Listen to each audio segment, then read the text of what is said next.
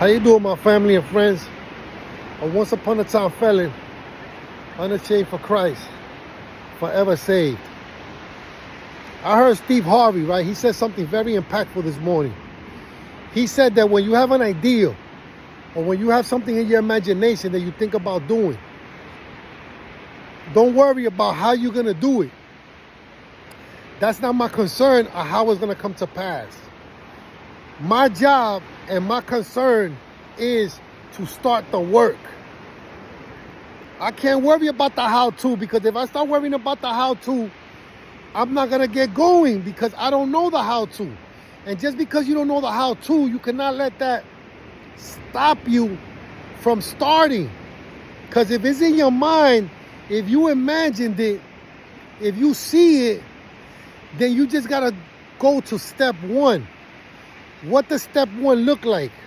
It's already in my mind, you know? And then 50 Cent also said, I heard him say that once he made up in his mind that he's going to do something, he doesn't go back and forth whether he's going to do it or not. He starts immediately thinking, what are the challenges involved with what I'm going to do? What's going to prevent me?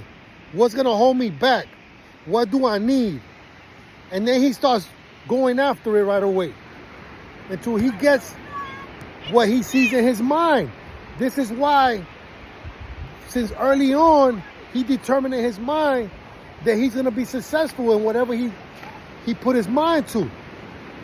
And when he was in the street, he experienced some level of success in the street, and he had enough sense to say, this is only going to lead to a bad situation for me. Let me pivot and let me go into my music career. And then once he went into his music career, he pivoted again, and look what he was able to do. So that's very important. I'm never going to focus on the how-to. And that's true, because a lot of time I imagine myself, I dreamed, and I thought of things I wanted to do and where I wanted to be, even from a young age. And I just started doing it. I didn't wait for nobody to tell me how to start doing it, because 9 times out of 10, nobody's going to tell you, you know, what to do or where you're going. They're going to try to discourage you for whatever reason. It's the craziest thing. I don't understand that. That you can have a good idea, or you can have something in your imagination that's going to do something better for you, and you tell certain people, and they're going to try to discourage you and tell you you crazy. And I experienced this with a lot of the things I've done in my life. I did not have an idea of how I was going to do it. But I did not let that stop me. Once I made the decision that I'm going down that lane, I'm going down that lane no matter what. I'll figure it out as I go along. You know, and that's why I was able to experience, that's why I'm able to experience, you know, life on the left side of the menu. You know, that's why I'm able to experience life on a different level. You know, because I didn't settle, and I didn't get in my own way, worrying about the how-to. It's not my concern how it's gonna come to pass. What I gotta do is get up in the morning, get up out of bed, and move forward and go. That's my job. That's what I had to do. I had to take step one. I had to take step one. And I did that, man, and I've been able to live my dreams. I've been able to live my dreams. I could not.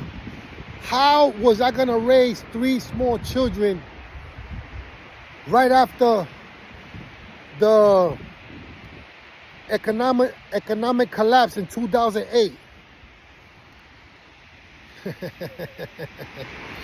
Come on, man. I couldn't have let that stop me from having my family that I enjoy today, that give me so much joy and happiness.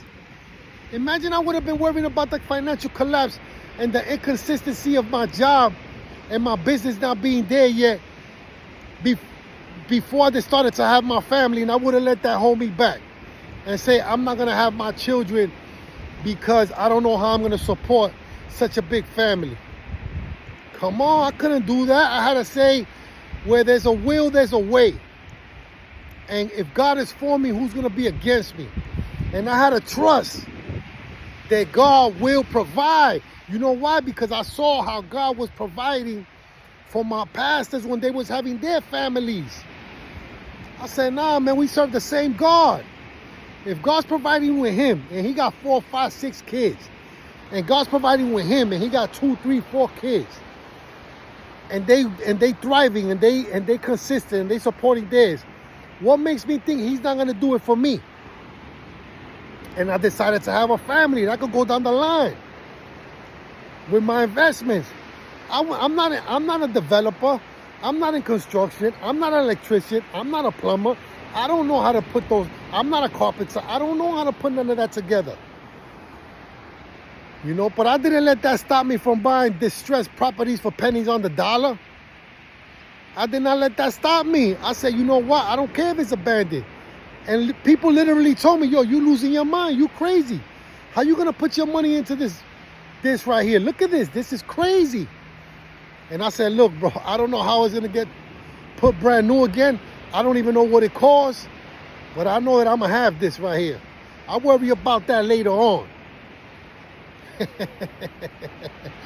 I'll worry about that later on.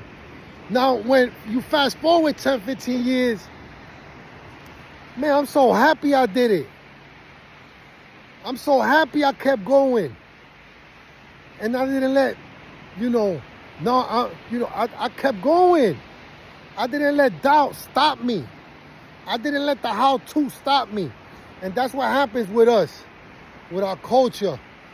That because we don't know the how-to, we don't even get started.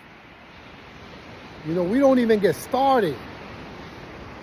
The big thing in this generation is, one of the big things in this generation is the legalization of marijuana. That's one of the biggest things for this generation right now, that they legalized it finally.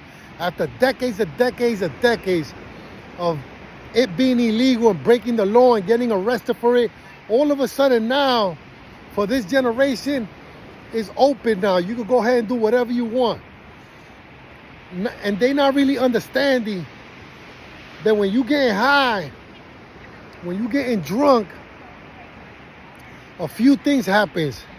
One of the first things that happens is that, and I used to get high, that's why I say it, it alters your rational train of thought.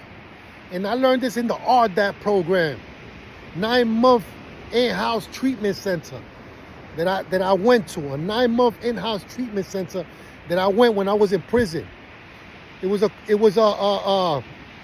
stipulation for me to go to the halfway house, and I had to go through that program. So I signed up for it and I took it.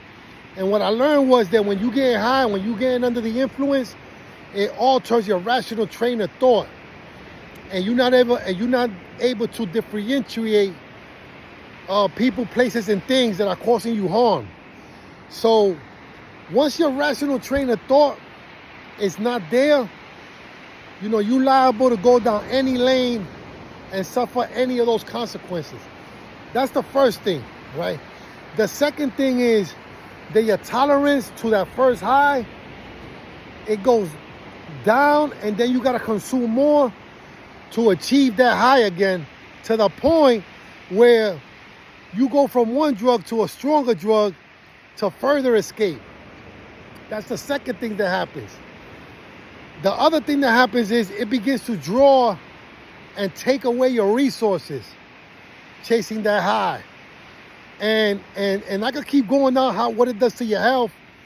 But the thing is that, and the other thing it does is it takes your drive too. It takes your drive, man, and it just, it just destroys you completely. Because I see it happen. I've been seeing it happening for years and years and years. How people could just sit there in a bad situation and just get high all the time. And when they get high, they escape the reality that they're not in a good situation, that there's more to life. There's more to life than just, experiencing the minimum,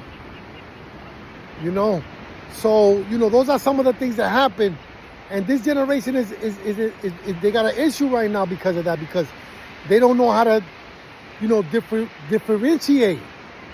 They don't know how to, in moderation. I would say don't do it at all. Just because, what it does to your rational train of thought at any given time. But, I just woke up with that thought on my mind. And I just wanted to share that. A once upon a time felon, unashamed for Christ, forever saved.